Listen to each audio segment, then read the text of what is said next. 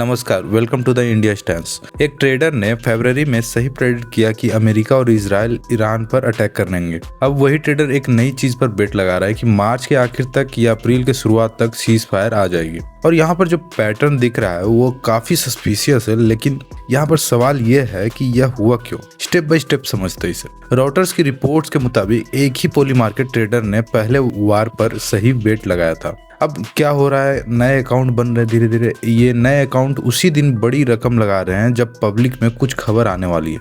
मतलब कि 1,60,000 से भी ज्यादा बेट लग चुके हैं अभी तक, और यह सब कुछ पॉलिटिकल अनाउंसमेंट से पहले हो रहा है। यानी कि यहाँ पर एक पैटर्न बन रहा है, पहले पता चल जाता है, फिर उसके बाद बेट भी लगने लगता है। प्रैक्टिकली इसका मतलब क्या है?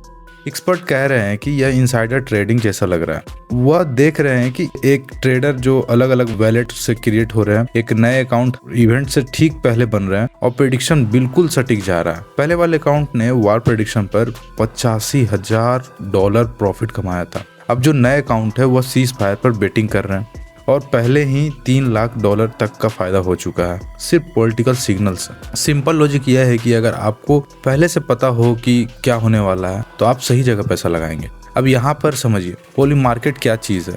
यह एक क्रिप्टो बेस्ड प्रेडिक्शन मार्केट है। इसमें लोग रियल वर्ल्ड इवेंट पर बेट लगाते हैं। वार, इलेक्शन, सीज फायर, सब कुछ।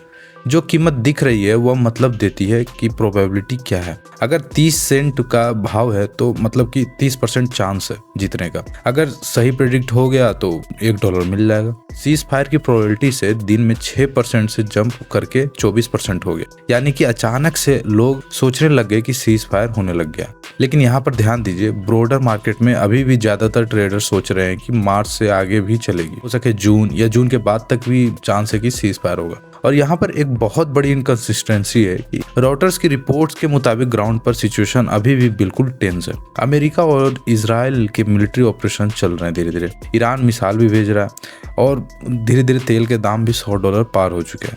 लेकिन कोई ऑफिशियल सीज फायर टॉक अभी तक नहीं हुआ है। ईरान ने तो साफ डिनाई कर दिया है कि अमेरिका के साथ कोई नेगोशिएशन नहीं होने वाली। तो बेटिंग में जो सवाल उठ रहा है वह यह है कि ट्रेडर को पता कैसे चल गया कि सीज फायर आने वाली है जब डिप्लोमेटिकली कुछ भी कंफर्म नहीं हुआ। एसोसिएटेड प्रेस की रिपोर्ट के मुताबिक यह पैटर्न सिर्फ सीज फायर पर नहीं है। ये $580 मिलियन का एक ऑयल ट्रेड हुआ था और वह ईरान से रिलेटेड एक मेजर अपडेट से कुछ भी मिनट पहले ही हुआ है। सिंपल लॉजिक यह है कि अगर आप बहुत ज्यादा एक्यूरेट होते हो तो लोग सस्पिशियस होने लगते हैं। और यहाँ पर सबसे बड़ा कंसर्न यह है कि यह एक ग्लोबल फाइनेंशियल इंटीग्रिटी इशू बन सकता है। अगर यह इनसाइडर इंफॉर्मेशन सच है तो मतलब यह है कि कॉन्फिडेंशियल डिप्लोमेटिक प्लान्स को कोई ना कोई तो लीक कर रहा है। कोई वार स्टार्ट पर कैसे पैसा बना सकता है, कोई वार एंड पर भी कैसे पैसे बना सकता है। मार्केट्स यूं ही ट्वीट्स और रूमर्स पर रिएक्ट कर रहे हैं, फिर भी पैसे बन रहे हैं। भारत के लिए ये बहुत इंपॉर्टेंट है।